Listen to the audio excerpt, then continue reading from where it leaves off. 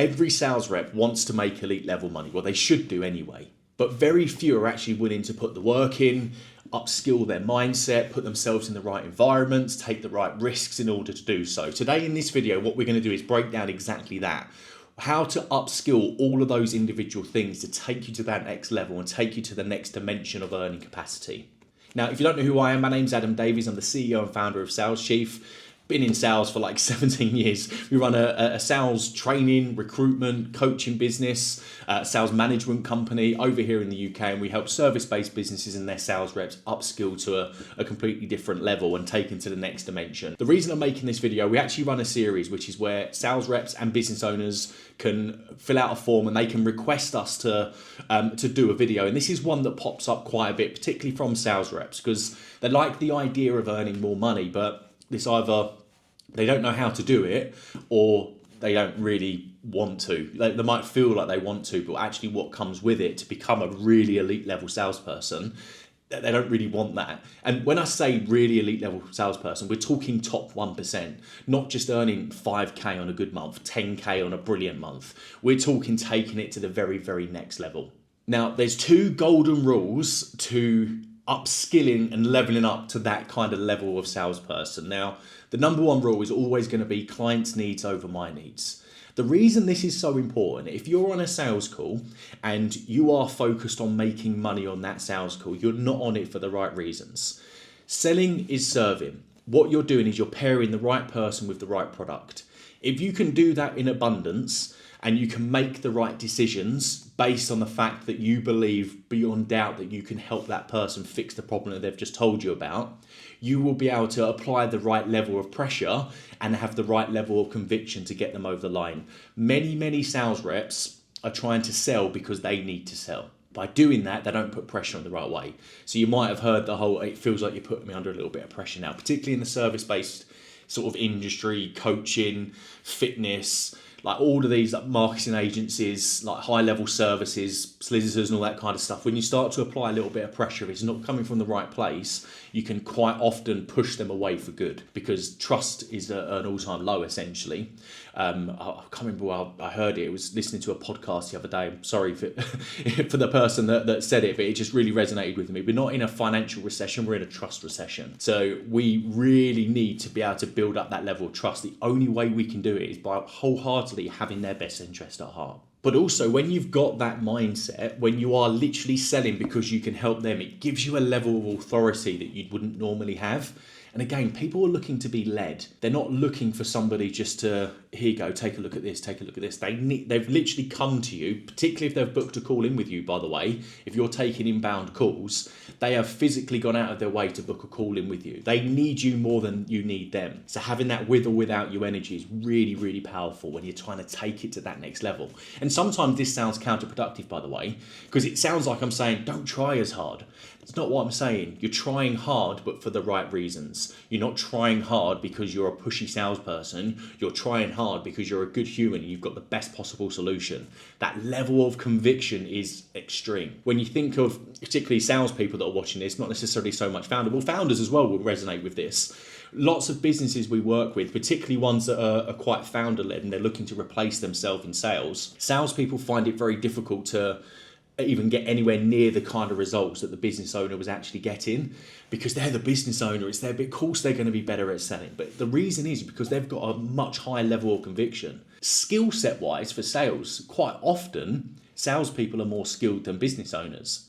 I've listened to many founder-led business calls, sales calls, where they think they're the best thing since sliced bread when it comes to selling, but actually technically on the sales calls, they're fucking awful. But the reason they get people over the line is because they listen, they care, and they've got conviction in the way they deliver it. Now, is that going to take you to the next level on its own? Absolutely not. You need to have the infrastructure, the frameworks and everything of the sales call that comes with it. But if you can have that client's needs over your needs, it's going to stand you apart massively to a very, very busy crowd. Lots of sales reps are just selling for themselves. If you can differentiate yourself and they believe it, prospects are very smart people. If they get the sense that you're just a salesperson, immediately they get a huge amount of sales resistance. Now, also, what I'm not saying, by the way, is to detach yourself from any pressure, because in high level sales, in any sales, there's always going to be pressure, but we cannot take that onto the call. So when you're on a sales call, you need to, no distraction, stop thinking about, oh, my sales manager, the owner of the business or whatever is putting pressure on me to get this many deals. Oh, I'm under where I'd like to be for target this month. Oh, I wanted to make this much money this month. I'm under it. That's all going to happen off call, and it's all really healthy. That's good sales environment. But when you're on the call, it's very much not healthy. You just need to completely let it go out of your mind, and it just needs to not exist for that time that you're with that person on the call. Client's needs over my needs. And the great thing about that, by the way, your prospect doesn't give a shit if you're having a bad month. They don't give a shit if you're having an amazing month. All they care about is the here and now. Can you help me get towards where I want to be? This might not be front of mind stuff. They're not on a call, on a Zoom call or on a telephone call going, oh, does this person care about me? They're not thinking that, but back of their mind they are. Subconsciously they are. And they're judging you and all these individual things. So you have to get very, very good at having that ethic of their needs over your needs. Now, the second rule, and what I believe is probably the most important thing when it comes to sales, particularly if you're looking to take it to the next level, and this is probably my favourite saying ever. You've probably heard me, if you've been following me for a while, you've probably heard me use it quite a bit, and it's you don't get what you want, you get what you are.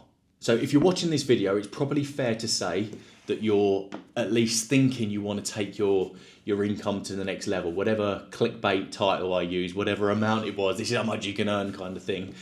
You're probably thinking, yeah, I want a piece of that. Now, if that's where you want to be, you need to firstly understand why you want to be that person, but then you need to be that person. There was a very old saying that we used to have when I got into sales 17 odd years ago, and it was act as if.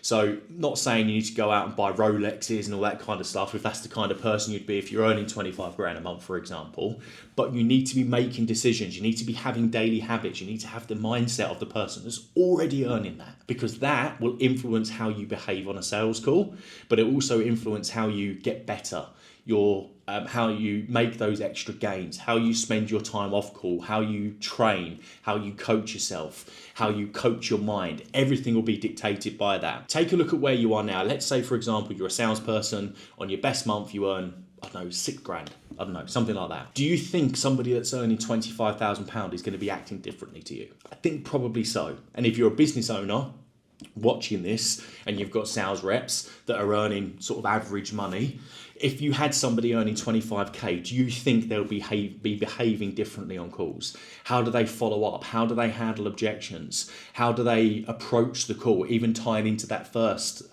rule, clients' needs over my needs. If you're earning 25 grand a month, you're not going to be jumping on a call trying to close someone because you need to close somebody because you're earning 25 grand a month. You're going to have that with or without you energy. Those standards that you'll set yourself will show up in your tone, it will show up in your pacing, it will show up in your confidence, it will show up in your decisiveness. So that goes across the board, your follow-ups, how you behave on call, how you handle objections. Everything will be done with a level of authority, with a level of expert status that is going to resonate really well with your prospect on the phone.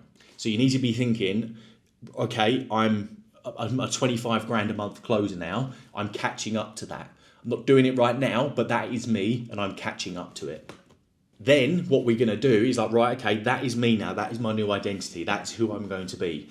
What do I do to be that person? So let's take a look at what people do when they're making 25k per month. Do you think that person's sitting there going, oh, okay, I've got 5 calls in my diary today. Let's see how today goes. Absolutely fucking not. They're taking time to prepare for those calls. They'll be confirming the calls. If they're not confirming, they'll be chasing them to make sure they can definitely come. If there's spare time in their day, how can I use that time more efficiently? Right, let's take a look at my pipeline, my follow-ups. How do I get on top of those today? What can I do to maximize my efforts for this day to help me make sure that I'm earning X, Y, Z? How can I stay on top of my game? So reviewing your calls, training, coaching, what does that look like? Am I just going to endlessly doom scroll on TikTok, or am I going to go out and proactively spend an hour to upskill myself? A lot of upskilling in sales isn't necessarily just learning the sales techniques. A lot of it's in here. most of it's mindset. So how do I be around successful people? How do I learn what successful people do? What books should I be reading? All of this adds up. Now, again, I coach a lot of sales reps. The highest level sales reps, we're not going through each week different sales strategies. I'm not teaching them how to handle objections. I'm not teaching them how to follow up.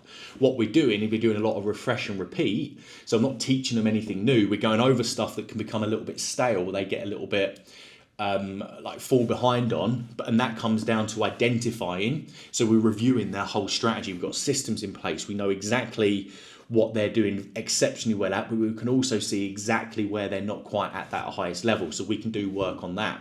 But a lot of the time, we're working on the mindset side of things. What distractions have they got? What preparation have I got going into calls?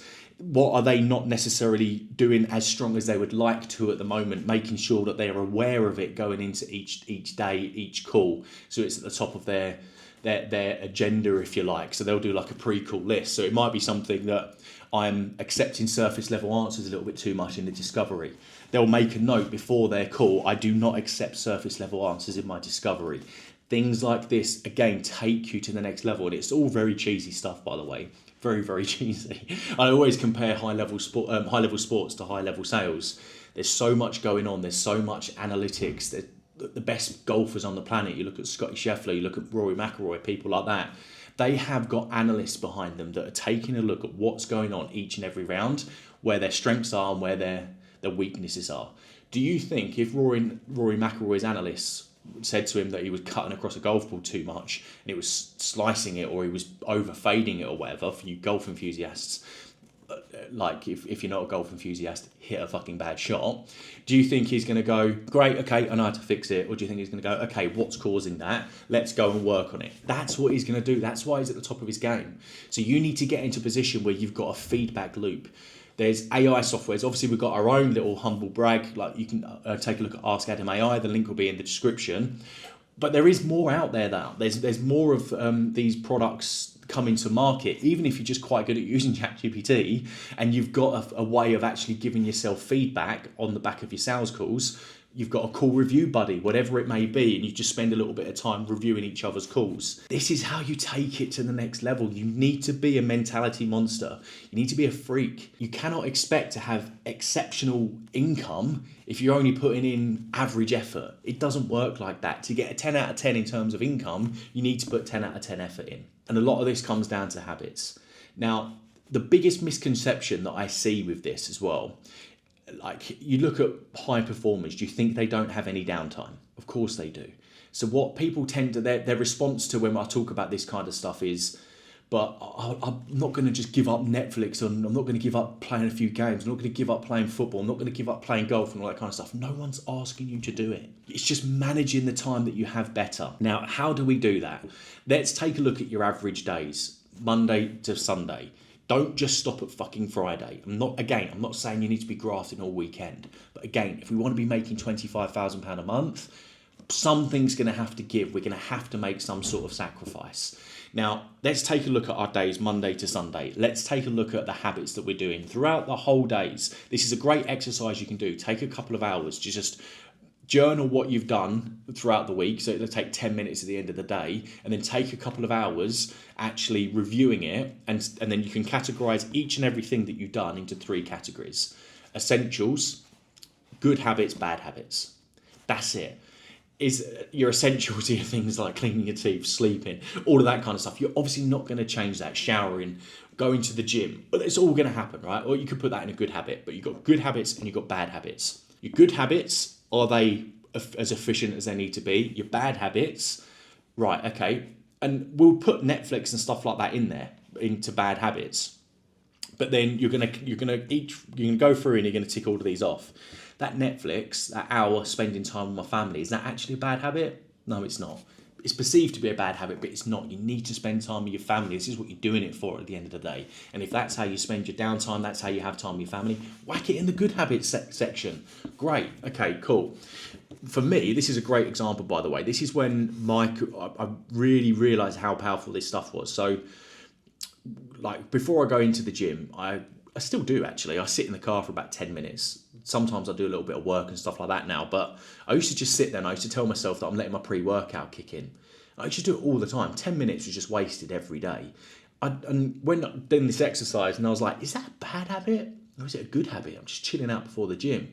And I was like, well, actually, how can I change that habit into an excellent habit? So what I did, I made a rule, 10 before 10. So I used to make that 10 minutes. It was obviously, I used to go gym in the morning, so it was before 10. And in that 10 minutes, I used to send 10 voice notes to my follow-ups. So at the end of the day, before I left work or I finished work for the day, I would then make a little list of 10 people that I needed to WhatsApp and gave myself a little bit of context. So all I had to do is sit in a car, and while I was chilling out, I was go, John, hi, it's just Adam over at blah, blah, blah, blah, blah. And I would send 10 voice notes. My objective was to be, how many can I get those into sales conversations for the day? And I was like, I've just literally set up 3 closing conversations today from 10 voice notes where I was sitting in the car.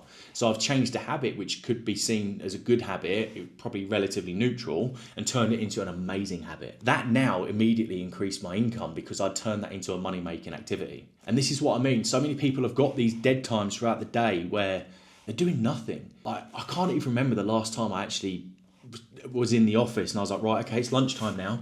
And then go and take a lunch. Again, these are habits that can be changed. They can be more effective. Does that mean I don't eat? No. I just change what I do. Right, okay, I want something quick and convenient because this is my work time.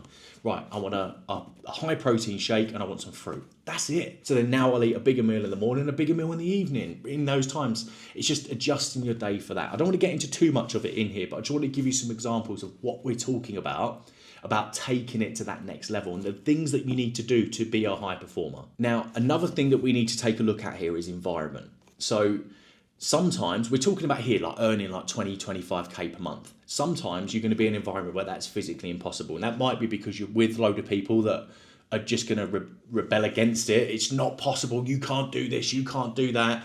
You need to stop doing this and all that kind of stuff. It might be whether that's coming from inside influence, whether it's coming from like work influence, whatever it may be.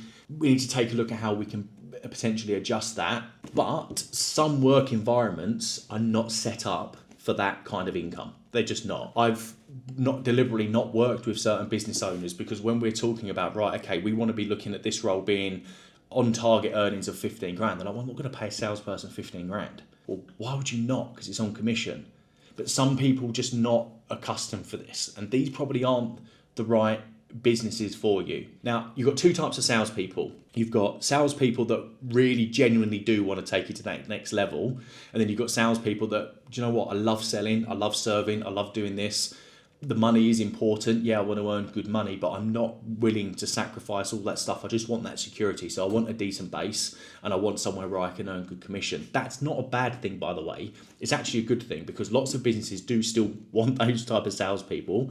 Absolutely. And it's just being sort of clear that that is what you want and understanding that is what you want. And then you just don't let the fucking Instagrams and stuff like that influence how you think. You just kind of crack on, you do what you need to do, and you get paid what you get paid, and you've got all your own spare time, and you've got that freedom of flexibility. But it's understanding that if you are looking to take it to that next level, these are the sort of things that you need to be doing on a day-to-day basis, sacrificing on a day-to-day basis to kind of get there. Now, some businesses and organisations are not going to support that. So that probably means that that is not the right environment for you. And that might be where we need to start looking at being around business owners and opportunities that can kind of support that. Now, one thing you've got to understand, but I don't think I know of a salesperson, or I can't think of the last time I met a salesperson that's earning over 20 grand that has a basic salary. They're commission only. The reason they're commission only is because they can dictate high commissions, which means that they're in total control. Obviously, again, there's loads of things that are going to come against that. So if you're looking for mortgages and stuff like that, I'm looking to move my house in 2 months, going from a cushy salary to regular income to a commission-only role where you've got to kind of build up and probably sacrifice some earnings for a couple of months is probably not going to be the way to go. But realistically, that's probably what you need to be looking at. There are going to be some anomalies out there where you can earn decent basics and earn good money. But again, particularly if you're looking at the high ticket world, for example, a lot of the times, if you want to be earning that kind of money, there's probably not going to be too many basics there. We're going to be negotiating some really, really strong commissions. So hopefully you found this video like massively helpful, particularly if you are that person that's chasing big goals, big dreams. Or if you're one of those people that are thinking, I don't know if I actually kind of want that or not. Hopefully it's made it a little bit more clear for you. But it's just, I think in summary, it's knowing that if you are chasing 25k months and those kind of incomes, one thing you've got to be aware of is comfort is the tax. I've probably made it sound really difficult, by the way. Like a lot of these things, once you change your habits slightly, it does become quite easy. It just becomes second nature. You start to up level, but there's a lot of obviously variables that we discussed in this video. Now, if you've enjoyed the video, please do like and subscribe. We're going to be doing these videos every single week. YouTube is probably going to recommend a video right about here, right about now. So if you do feel like you want to check that one out, do so. My name's been Adam Davies, and I hope you enjoyed the video.